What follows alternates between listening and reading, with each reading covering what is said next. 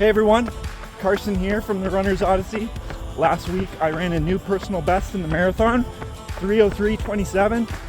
I didn't get the sub 3, kind of fell off the pace at the end a little bit, but I'm still super pumped about the race. So I want to tell you guys about the training leading up to it, the race itself, and then what the plans are moving forward. So let's go. So first of all, today I'm on the Newmarket Aurora Trails in Ontario, Canada, where I also spent my high school years running these trails, so it's kind of fun to bring back some old memories. And Aurora Newmarket is a pretty hilly area, so it was really good for cross country back in the day, training for that.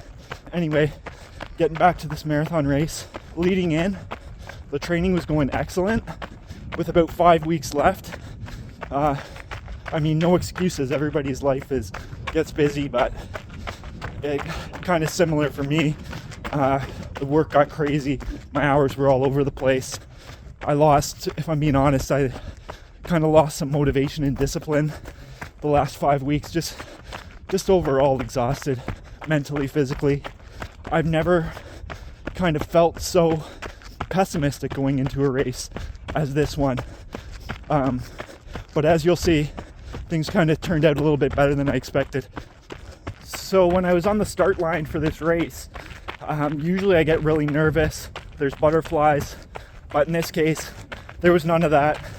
I just thought, I've got nothing to lose. Wasn't feeling great in the weeks leading up. We're gonna see what happens. Stick with the 1:30 pace bunny for the half, see where that gets me. And that first kilometer was conservative. I think really I made the mistake in the past of starting the first K in 4 minutes and then banking time in that. And I know there's a lot of discussion online about that's a dumb idea, but easier said than done. 1:29 and change at the half. Last 5K or so really started to struggle. I had 1K in there that was 5:05. I think it was my second last kilometer.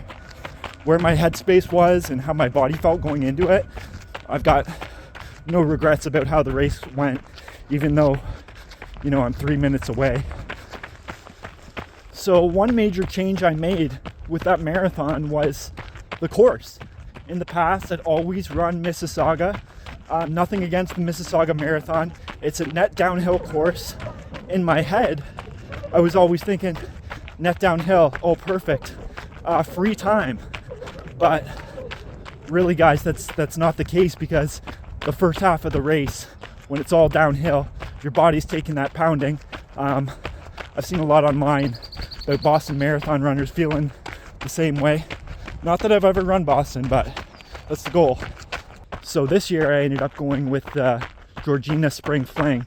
I just looked up my Strava and it's only 46 meters of elevation for the race, so not bad at all. And things just worked out a lot better.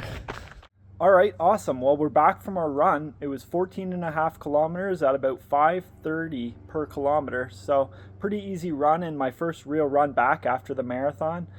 The goal moving forward is going to be that 3-hour marathon, likely in the fall of 2025. So probably 4 or 5 months time. I've got a friend who's interested in kind of joining me on this sub 3 journey. He's run a 2:55. So we're going to see how that goes. And also, guys, stay tuned for the next episode, because I am going to be doing a VO2 max test. Where should your VO2 max be when you want to run a 3-hour marathon? Where am I at? I feel like I'm a stronger 10K half marathon runner than I am a marathon runner. So I want to say that it's going to be in a pretty good place, but we'll see. So thanks for watching, guys, and we'll see you next time.